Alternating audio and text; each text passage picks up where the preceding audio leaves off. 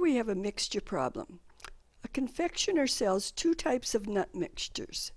The standard mixture package contains 100 grams of cashews and 200 grams of peanuts, and it sells for $1.80 per package. The deluxe mixture package contains 150 grams of cashews and 50 grams of peanuts and sells for $2.30 per package. Before we go further, let's complete part of our table here. We have standard packages and we have deluxe packages. We're going to let the number of standard packages be S, the number of deluxe be D, and we know that each one of those by default has a constraint greater than or equal to 0. Now, we have the weight of the cashews in grams, the peanuts in grams,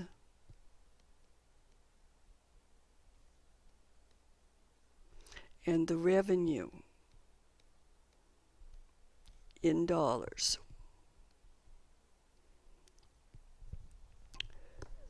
And for S packages of the standard, we'd have 100 S grams of cashews, 200 S grams of peanuts, and 1.80 S dollars contributed to the revenue.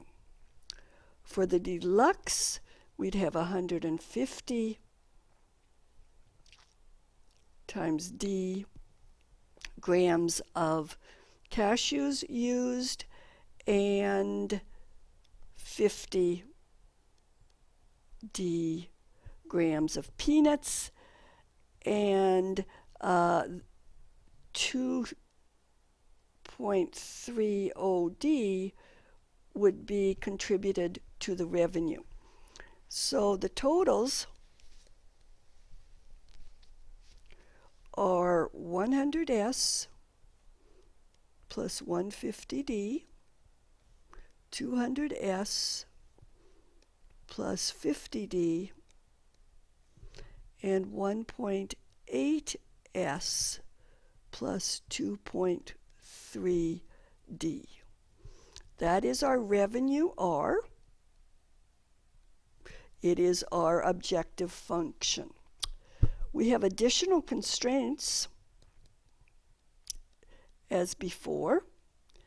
This time there is only 15 kilograms or 15,000 grams of cashews available and 20,000 grams of peanuts available. We also have this second last sentence that says the confectioner needs to have at least as many standard as deluxe packages available. So the number of deluxe packages has to be less than or equal to the number of standard. So the constraints in this case, there are 5 of them, and we will list those in defining the feasible region. And I'm going to rewrite isolating the 150D as less than or equal to negative 100 S plus 15,000, and the 50D less than or equal to negative 200 S plus 20,000. So this tells us that D is going to be less than or equal to negative 2/3 S plus 100 in that case, and less than or equal to minus 4S plus 400 in this case. So because each of these last three has D less than or equal to, we are looking for the region that is under all three of those lines, but also in the first quadrant or the axis adjacent to that region. So I'm going to go back to that first line, the actual line instead of inequality. 100S plus 150D equals 1500, and get two ordered pairs on that line. And notice when S is 0, 150D equals 15,000, so D has to equal 100. And when D is 0, 100S equals 150,000, and so S has to equal 150. So let's go down to the graph and first of all draw the line S equals D. And remember that we're looking for points that are going to be under that. It's supposedly going through the origin. The second line, we have to have 0, 100, and so I'll locate a 100 on my D-axis and a 150 on my X-axis and my S-axis. So 100 here, and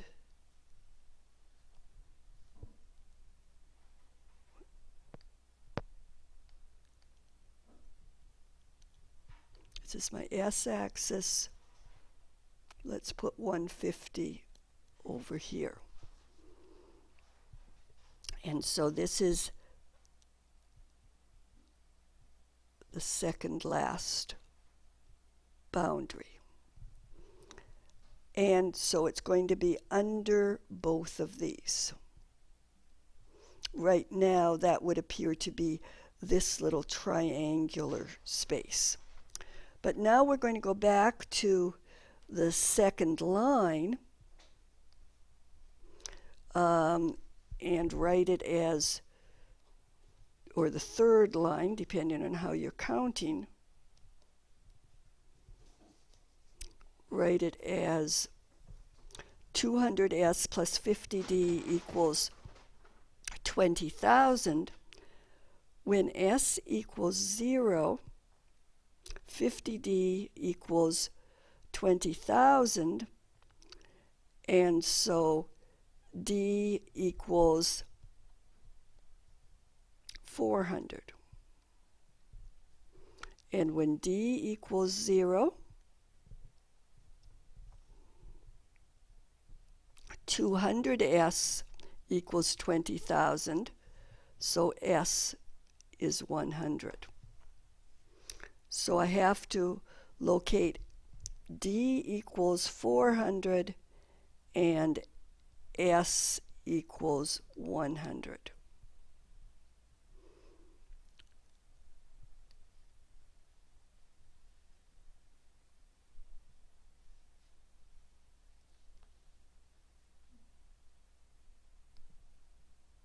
So, oops, I'm having a little bit of trouble controlling my cursor here. Let me try it again.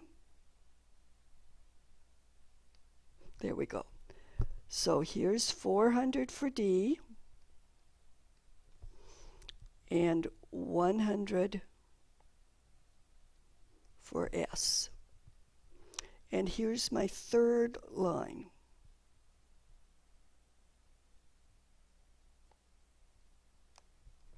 And it has to be everything in this direction from the third line. So we're looking at everything below here, below here, and below there. And so it has to be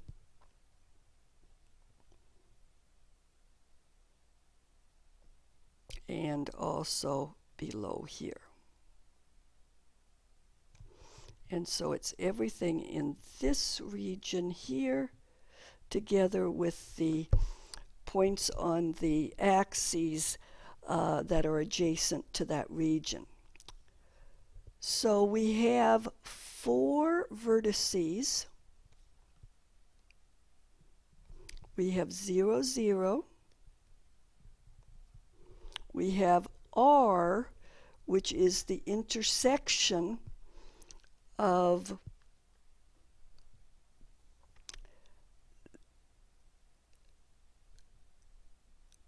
S equals D with the second last line. So this would be S equals D, and D equals negative 2/3 S plus 100. I looked up here. So if I replace the D with the S that it is equal to, I'm going to get 5/3 S equals 100, which tells me S equals 3/5 of 100, or 60. And because S equals D, when I put in the 60 for S, I'm going to get D equals 60. So the point R has coordinates 60, 60. The point Q is the intersection of the line D equals negative 2/3 S plus 100 and D equals negative 4S plus 400. So I can take this value, substitute it in here. So I get negative 2/3 S plus 100 equals negative 4S plus 400. The negative 4 is negative 12/3. We add it to the right to get 10/3 S equals 300. So S equals 3/10 times 300, or 90. When we plug 90 in for S up here, we get D equals negative 2/3 times 90 plus 100, which is negative, I have negative 60 here, plus 100, which is 40. And so this point has coordinates 90, 40. And so our points 0, 0, 60, 60, 90, 40, and 100, 0. And I'm going to run out of time, but you are going to then maximize the revenue by looking back.